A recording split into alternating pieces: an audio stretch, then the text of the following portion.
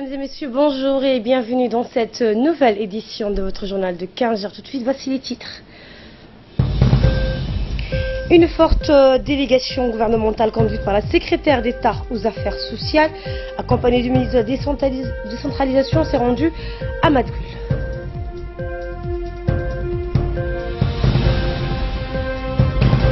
Et l'ex-président des États-Unis, Barack Obama, a fait une apparition remarquée hier dans le bouillonnement des réunions de la campagne électorale.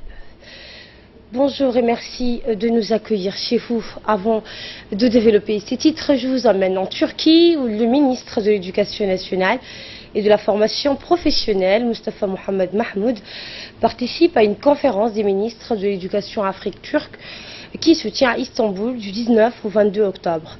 La conférence, qui regroupe plus de 38 pays d'Afrique, est présidée par le ministre turc de l'Éducation, Hizmet Yilmaz, et porte sur la coopération en matière de l'éducation. La première journée de la conférence fut marquée par l'intervention du président de la conférence qui a clairement déclaré la volonté et la détermination de son pays à intensifier et diversifier l'action de la Turquie en faveur de l'éducation et de la formation professionnelle en Afrique. Notre pays, sous le leadership du président Erdogan, accorde une importance particulière à la coopération et au renforcement de l'amitié avec l'Afrique, à laquelle nous sommes liés par des relations vieilles de plusieurs siècles. La Fondation Marif et autres mécanismes impliqués en Afrique, tels que la TICA, ont par ailleurs fait des présentations détaillées sur leurs actions et fonctionnement. Le ministre a assisté durant toute la matinée aux différents discours des autorités hautes, suivis des présentations sur l'Agence turque de développement et autres mécanismes de coopération. Tandis que la séance de l'après-midi était essentiellement consacrée à la réunion de consultation des ministres africains avec leurs collègues turcs. À noter par ailleurs qu'outre ses collaborateurs, Mohamed Barhat Siraj et Abdulrahman Ahmed Abdou, le directeur de l'informatique, ainsi que notre ambassadeur à Ankara, Aden Hussein Abdillahi, assistent aux côtés du ministre à cette importante conférence des ministres.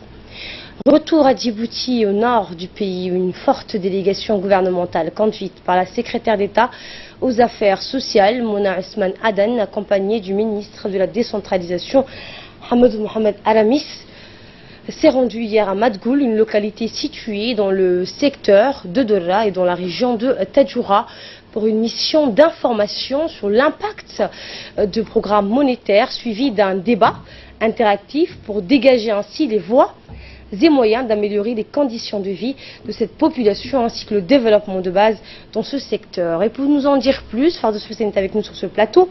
Bonjour Fardous.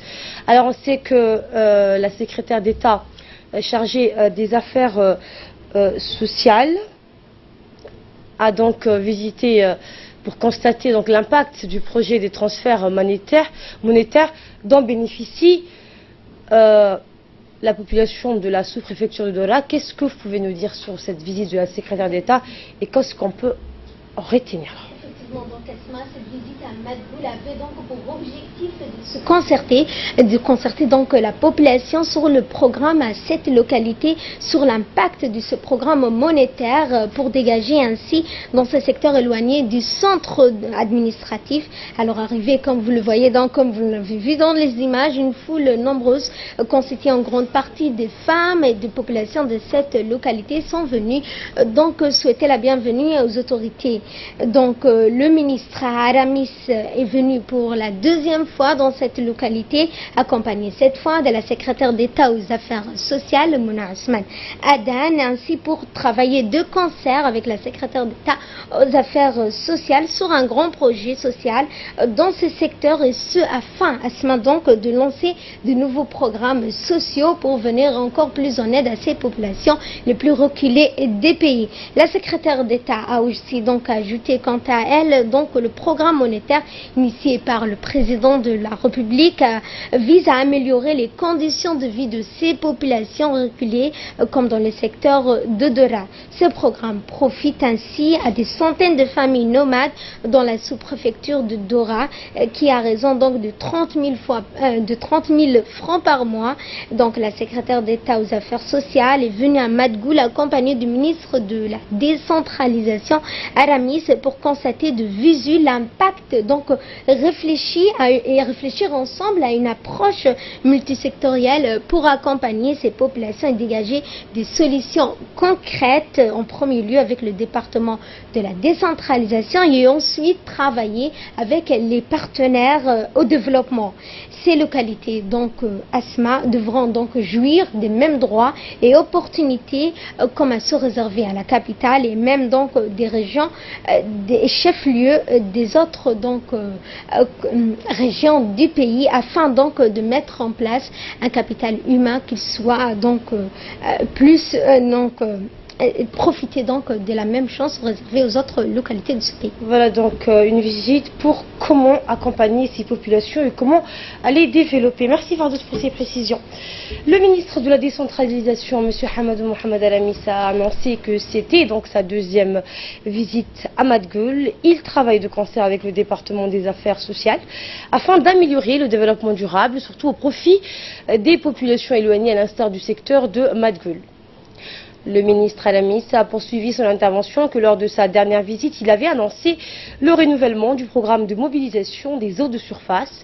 Et selon le ministre, actuellement, ceci est désormais chose faite avec la présence de l'équipe de l'UGP et son coordinateur, l'ingénieur Balagoita, qui sont en place pour l'exécution même de ce programme.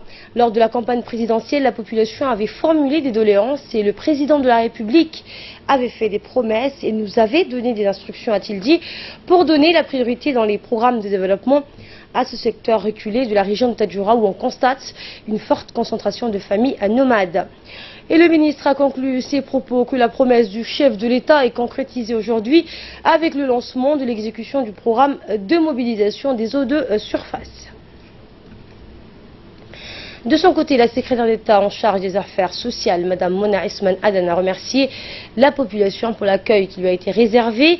La secrétaire d'État a rappelé que sa visite dans cette localité était de voir l'impact du programme monétaire et discuter avec la population des opportunités de développement avec son collègue de la décentralisation. Je vous propose de l'écouter. Mais c'est toute la sous-préfecture de Dora, on est à peu près à 890 familles. Donc ce programme, il a été initié par le président de la République, son Excellence Ismaël Omar Guelleh, qui a voulu à ce que le minimum de conditions de vie soit amélioré pour les populations très reculées. L'idée, c'est de pouvoir réfléchir à comment accompagner cette population, à comment développer cette région, à comment intégrer et mettre en place d'autres programmes sociaux pour ces populations-là, jusqu'à qu'on arrive à ce qu'on puisse mettre en place des choses concrètes. Parce que avec l'appui de nos partenaires au développement, le gouvernement de Djibouti doit s'atteler à ce que les régions et les localités doivent être au même niveau que les capitales et que la capacité humaine qui se trouve dans ces zones-là soit exploitée à sa juste valeur. Et demander, ce qu'on souhaite, Inch'Allah, c'est de pouvoir aussi construire beaucoup de renforcement au niveau de la femme, du développement de la femme. Il y a beaucoup de programmes initiés par la première dame, Mme Khadra Mahmoud Haït, pour lesquels on voudrait que les femmes soient au cœur du développement.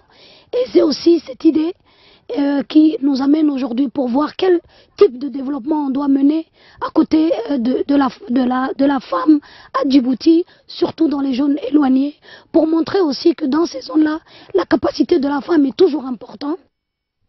Voilà, et après son arrivée, il a eu une réunion avec la population de Madguel en présence du ministre de la décentralisation, le secrétaire général de la décentralisation, le préfet de Tadjoura et la directrice des affaires sociales ainsi que le président du conseil régional de Tadjoura, Mme Isman Adan, a expliqué les objectifs principaux de sa mission et cette décision de favoriser une approche participative pour amorcer les prémices de développement dans ce secteur avec une forte concentration des populations. La population de Madguel a remercié la secrétaire d'État pour la mise en place de ce programme qui a eu un réel impact sur toutes les familles de la région de Tadjoura, donc cette localité de Dora. Quant aux doléances, ils ont demandé à élargir ce programme, mettre en place des infrastructures de développement de base telles que la santé et l'éducation. Le secrétaire général de la décentralisation et le préfet de Tadjoura, Abdelmalik Mohamed Benoïta, et la directrice des affaires sociales ont réagi sur les contenus et les résultats des discussions qui a regroupé la délégation ministérielle et la population.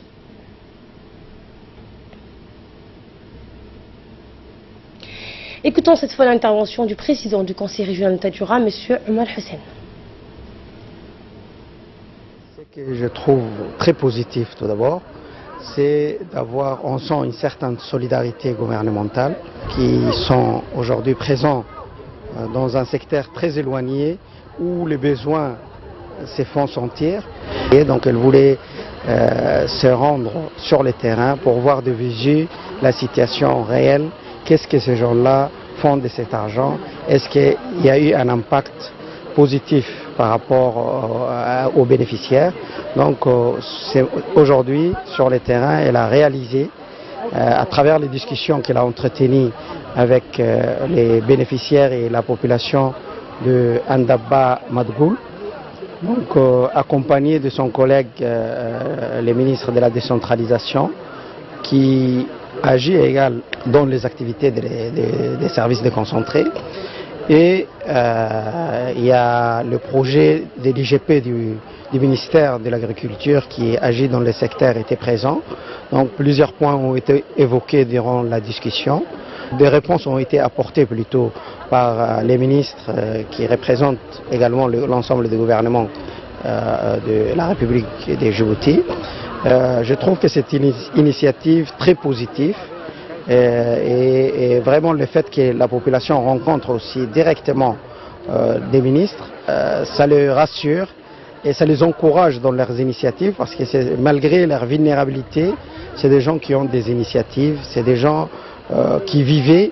Donc le fait qu'on les associe dans le projet qu'ils veulent mener à bien, cela les permet de s'approprier généralement de projets qui se réalisent dans leur région. C'était donc le préfet de la région de Tadjoura, Abdelmalik Mohamed Benoïta.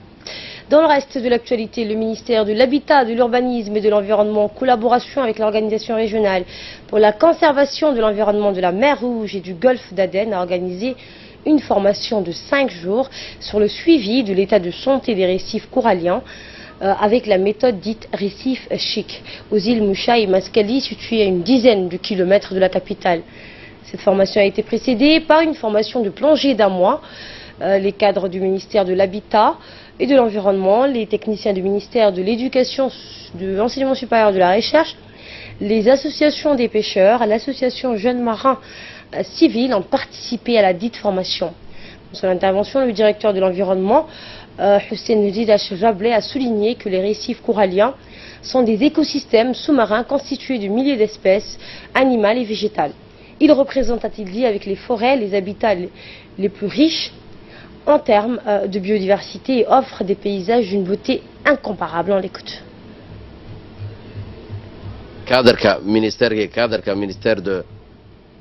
Cependant, il est important, a-t-il dit, de signaler que leur biodiversité est menacée par l'impact de l'homme et d'autres phénomènes comme le changement climatique. Et pour suivre l'état de santé, a-t-il dit, de cet écosystème exceptionnel, cette formation a permis aux participants d'utiliser cette méthode en grec chic, qui est intéressante dans la mesure où elle permet d'évaluer les impacts humains sur les récifs coralliens et de suivre leurs variations. Dans le reste de l'actualité, Madame le maire de Djibouti-Ville, Fatouma Awali Ousmane, a visité des jeunes Somaliens qui sont à Djibouti pour une formation d'entraîneurs de handball en collaboration avec le comité olympique de Djibouti. Lors de cette visite au stade municipal, le maire de Djibouti a été accompagné par le maire adjoint de Djibouti, le président de la commune de Bel'as, Mohamed Omar, le directeur de la population, ainsi que les élus de la commune de Bel'as. Cette visite intervient dans le cadre d'un programme de sponsoring du football par la mairie de Djibouti qui prend en charge l'équipe du jeune Djago du quartier 7 qui évolue en 2e division du championnat national. Dans une allocution faite lors de cette visite du maire, Madame le maire donc a transmis Un message de condoléances aux entraîneurs d'handball somaliens suite à l'attentat sanglant qui a secoué samedi dernier Mogadiscio. Le maire de Djibouti a adressé ainsi un message de condoléances et de soutien à la population de Mogadiscio et au maire, Monsieur Tabit Abdi Mohamed. Et on va retrouver l'appel à la prière avant de passer à ce qui domine l'actualité internationale. Restez avec nous.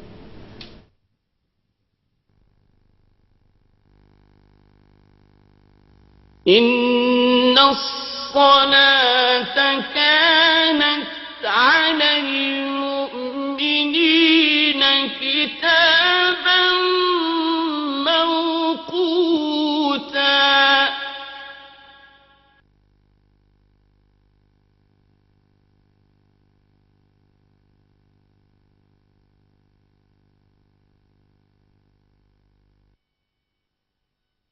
الله أكبر الله أكبر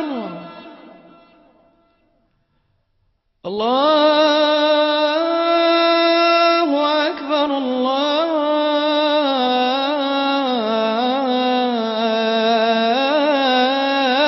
الله أكبر أشهد أن لا إله إلا الله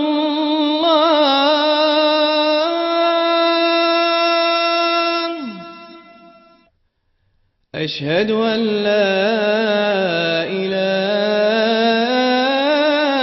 إلا الله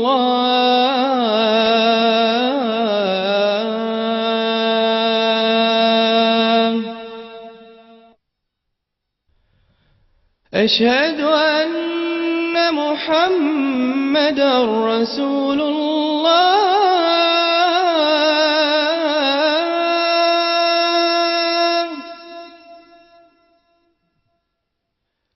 أشهد أن محمدا رسول الله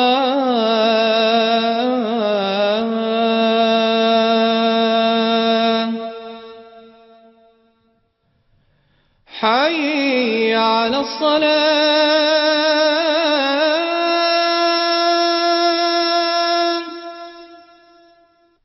حي على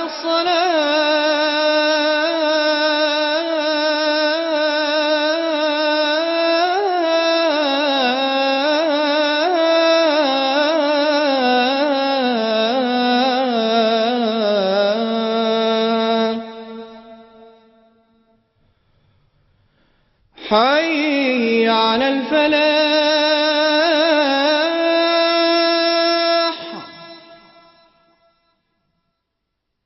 حي على الفلاح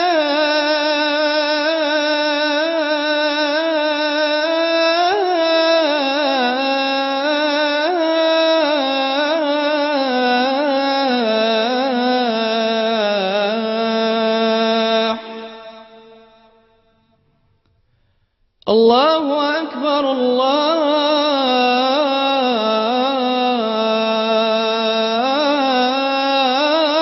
الله أكبر لا إله إلا الله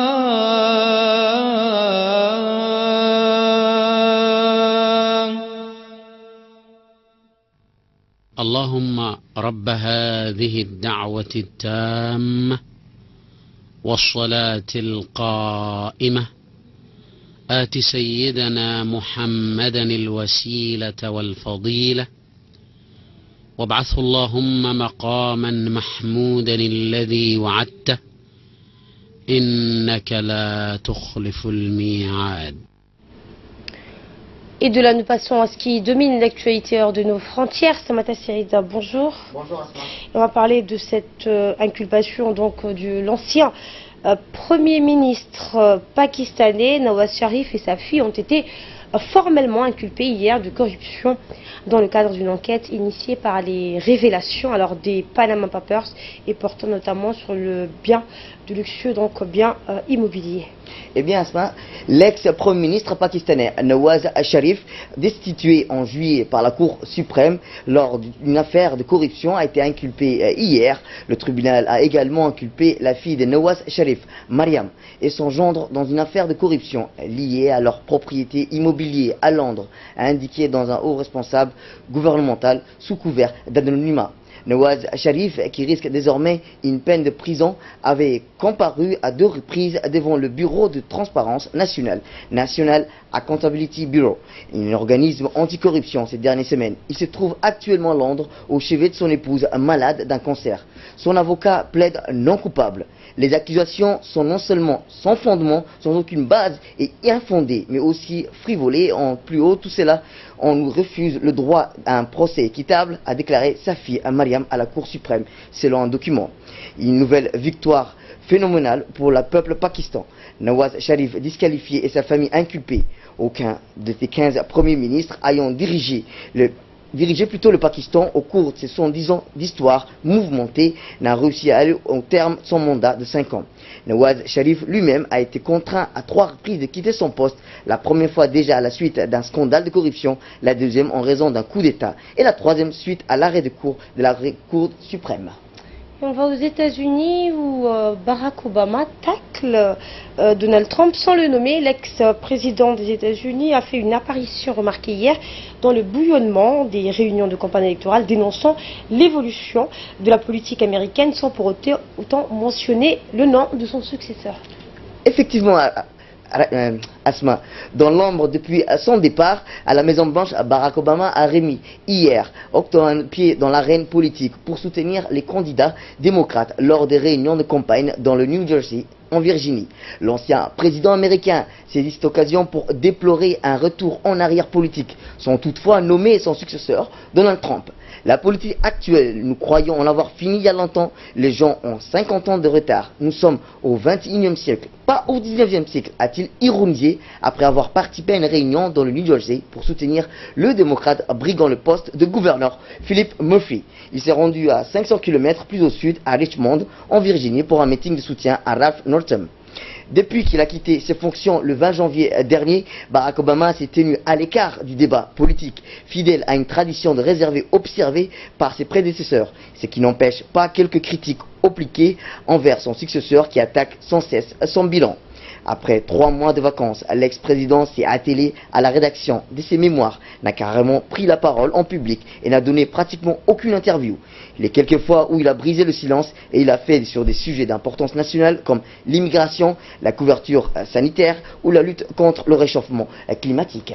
Merci Samantha Sirit pour ces précisions. Merci à vous de nous avoir suivis. Je vous retrouve à 22 h pour la toute dernière édition. Excellent après-midi à toutes et à tous.